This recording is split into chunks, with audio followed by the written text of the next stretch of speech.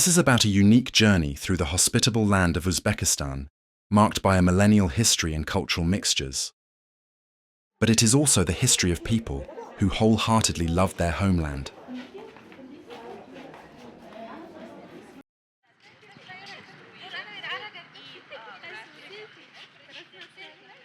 When you first arrive in Bukhara, you feel like entering into a magical jewel box with an ancient mechanism. But when we leave, it is the culture, greatness and friendliness of a multinational people that remains in the retina of our memory.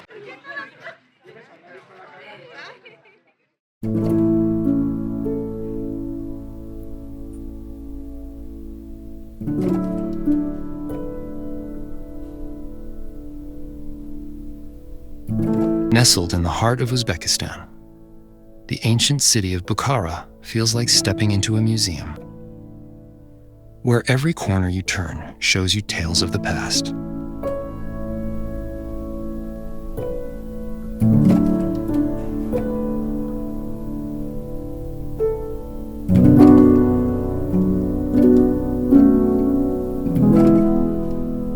The intellectual vibrancy of the past continues to inspire and influence scholars and students of Islamic knowledge worldwide.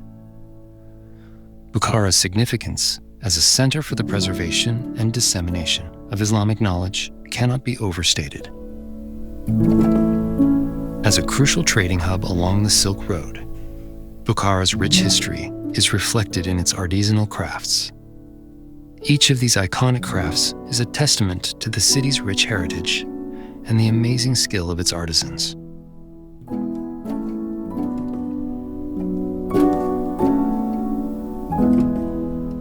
Today, modern craftsmen and masters honor these traditions of decorative and applied art, whilst developing new ideas and perfecting their techniques. Their works showcase a variety of artistic forms, a wealth of creative imagination, and technical skills passed down from generation to generation.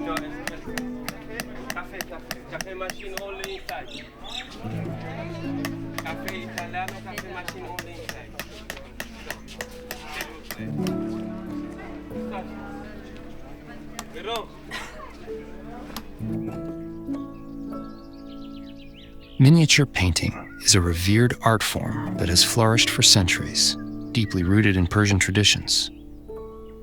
These intricate artworks, often created on small canvases, capture historical events, literary scenes, and everyday life with detail and vibrant colors.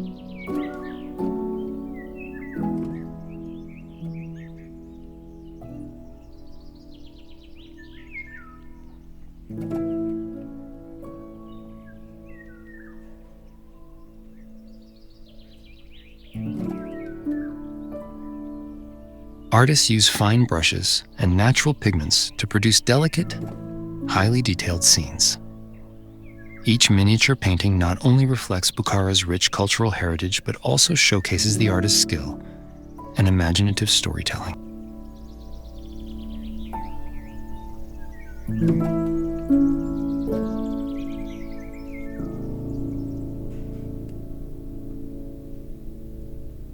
The historic center of Bukhara is more than 2,000 years old. It is the most complete example of a medieval city in Central Asia, with an urban fabric that has remained largely intact.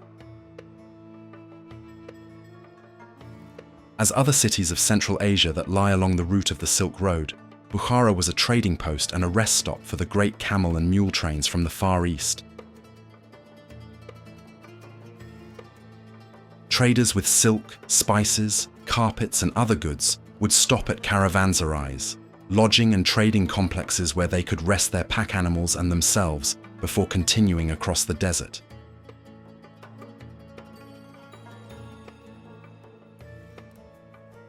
Bukhara is popular for its old town trading domes dating back to the 16th century. These are huge domes with steady stone vaults, which extinguish the summer heat and kept the warmth from the breath of the people inside in winter months.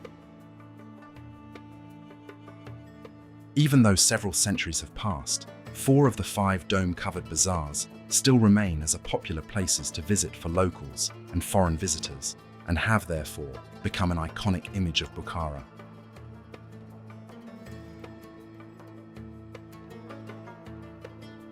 Here you can buy famous Bukhara carpets, various handicrafts, ceramics, musical instruments, antiques and paintings, at least those that have survived modern times, and much more. Every historic monument in the city is still a venue for merchants, as the Abdul Aziz Khan Madrasa, also built in the 16th century and located in the vicinity of the trading domes. Unlike the other madrasas where the entrance usually leads directly to the courtyard, here, the entrance rests against a wall that curves around the curved galleries on both sides, along which market stalls use the space to sell their wares, and leading to the inner courtyard.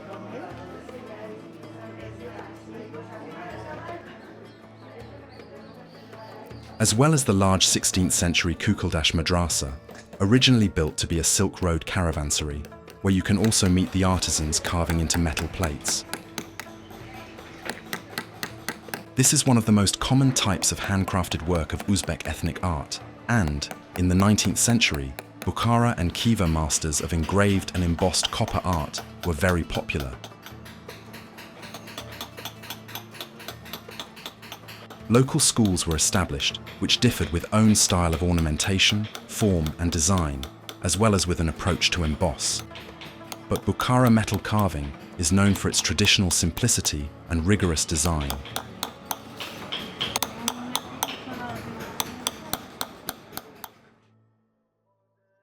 Besides the once vast market complex, most of the city centre is an architectural preserve.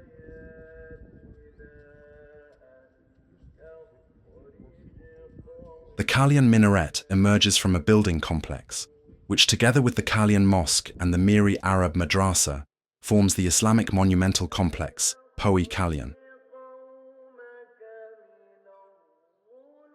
The title Poe Kalyan, which means at the foot of the great, is derived from its place at the foot of the minaret, the tapering mud brick tower which rises 45 meters above the city.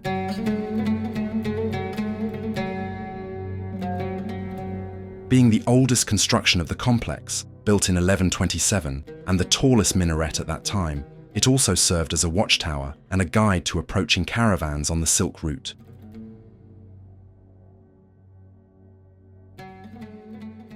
The Poe Kalyan Mosque, which was completed by the 1530s, is the earliest of the major Shaibanid monuments of Bukhara and a symbol of the city's rising status in the 16th century. It encloses a large inner courtyard surrounded by an arched gallery covered with a roof consisting of 288 saucer domes, only visible from above.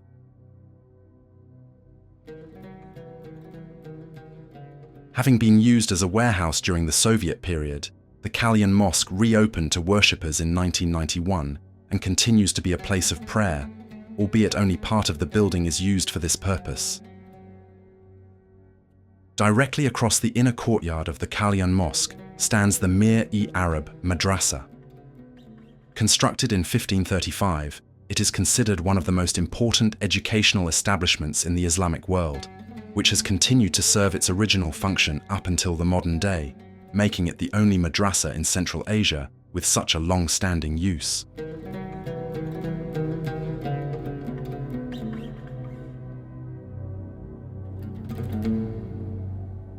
Northwest the Poe Kalyan complex is the Ark, built between the 5th and 6th centuries to be a fortress. The square lying at the fall of the Ark is the Registan. Until the 13th century, administrative buildings and palaces were located here, and then it was surrounded by markets. Sir Alexander Burns, a Scottish explorer of the 19th century, wrote, "A stranger has only to seat himself on a bench in the Registan to know the Uzbeks and the people of Bukhara." It was thus natural that the Soviets should choose this medieval bastion as the location to sweep away the old and usher in the new. The only historic structure that survived was the Bolo House Mosque, where the Emir Shah Murad himself performed prayers every Friday along with thousands of Muslims, as to prove to the inhabitants that he was an ordinary person. The mosque is divided into two parts. The Winter Mosque, dating back from 1718, was the official place of worship of the last emirs, and the Summer Mosque with its brightly painted Ivan porch, supported by 20 columns of walnut, elm and poplar, an excellent demonstration of Bukharan craftsmanship dating back from 1917. Since then, the mosque has been reopened and is still in use by the general public for worship.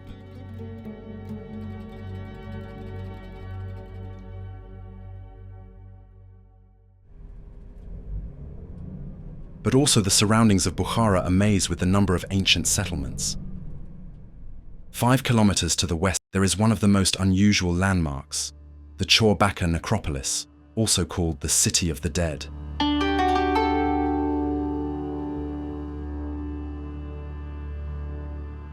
The place is a memorial complex built over the burial place of Abu Bakr Said, who died in the year 970 AD, and who was one of the 4 of Abu Bakr's descendants of Muhammad. The complex we see today was established in 1559 and includes the necropolis of family tombs and courtyards enclosed with walls.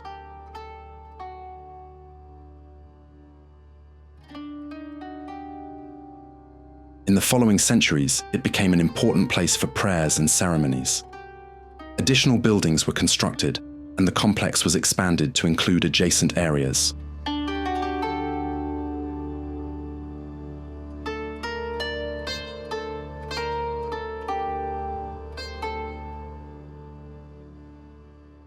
From the 19th century, it gradually lost its importance, and, in the Soviet era, it was forbidden to use it as a religious site. Today, it is considered an important place of pilgrimage for Uzbek Muslims, who visit it before heading to Mecca.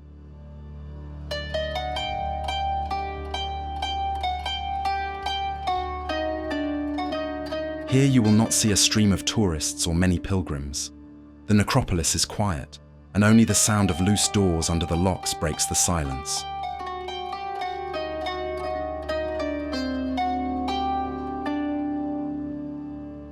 As per Islamic tradition, the graves and tombs are quite simple in design, often with no writing on them whatsoever.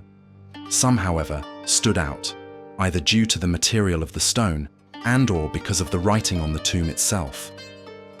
Time has not spared the terracotta necropolis, but even restored, raised from the ruins, it makes an impression. Silent, austere, and lofty City of the Dead Kings, with its many alleys, tombs, doors, and passages. This is a real place for meditation. In the heat of summer, we found a very quiet and peaceful atmosphere. An imam calls visitors to join him in a shady spot. He then brings out dozens of noisy, cooing pigeons and places them on our and his heads and arms, making the joy of tourists. It is not clear if there is any special meaning in this act, though doves and the pigeon family in general are believed to have assisted the final prophet of Islam, Muhammad, in distracting his pursuers outside the cave of Thawr in the Great Hijra.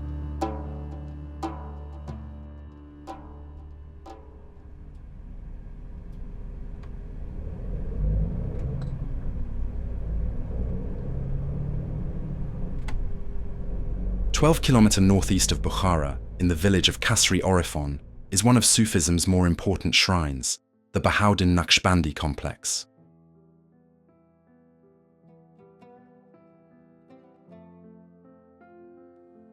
Naqshbandi was an advocate of simplicity and rejected reverent piety.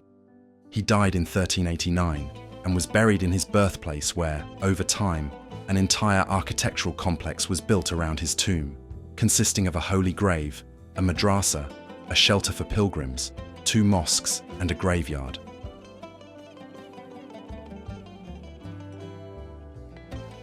The complex becomes a holy place and a pilgrimage site for people all over the world.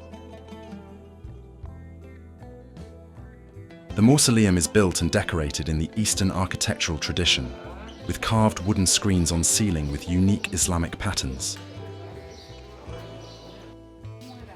cleanliness and purification are the cornerstone of Islam as it is enshrined in the books of Hadith. Apart from body, Muslims cannot offer their prayers with unclean clothes or using dirty premises. They are asked to use clean water and keep it safe from impurities and pollution. All forms of cleaning and caring for the masjid are not insignificant acts, as they are meritorious deeds which hold great rewards. A person who cleans the masjid to the mere extent of removing a speck of dirt from it will be rewarded for this act.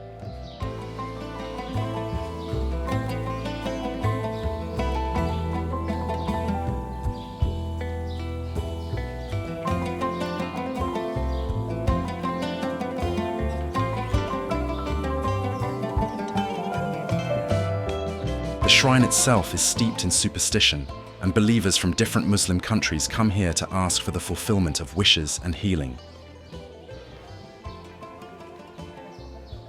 During the Soviet period, the shrine was in a state of desolation. But since independence of Uzbekistan, major restoration work has been carried out, and currently it is one of Bukhara's most beautiful architectural sites. It welcomes pilgrims and guests alike with a unique atmosphere of serenity and seclusion. But the most interesting part of traveling is the people we meet along the way. People who open themselves, their cultures, and their lifestyles, so we can continually broaden our horizons and knowledge about the world we share. It is said that Uzbeks have inherited rules of hospitality from the indigenous people many centuries ago, in the years of the Great Patriotic War, when Central Asian families took unfamiliar people, just those who needed help, and shared with them bread. These rules have preserved almost intact in modern life. And the moment we ask someone for a photo, the interaction no longer becomes about what we want, and becomes about what they are willing to give you of themselves, all through gestures with no common language spoken.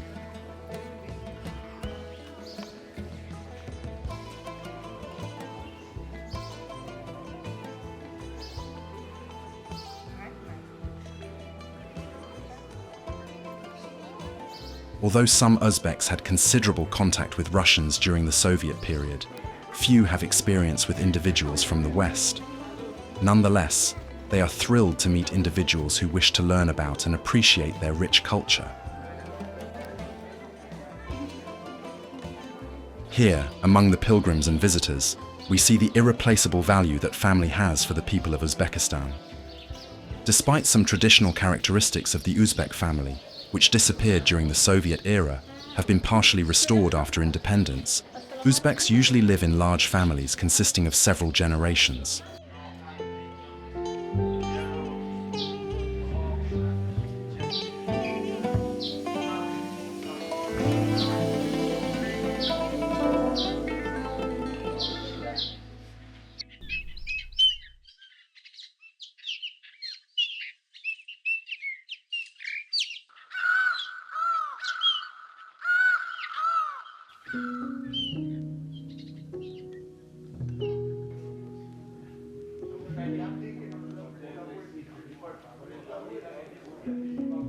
The impact of Soviet rule on the cultural identity of Uzbekistan is a complex phenomenon that continues to shape the country's cultural landscape. Acknowledging and understanding these influences helps us appreciate the resilience and richness of Uzbekistan's cultural heritage and its ongoing evolution.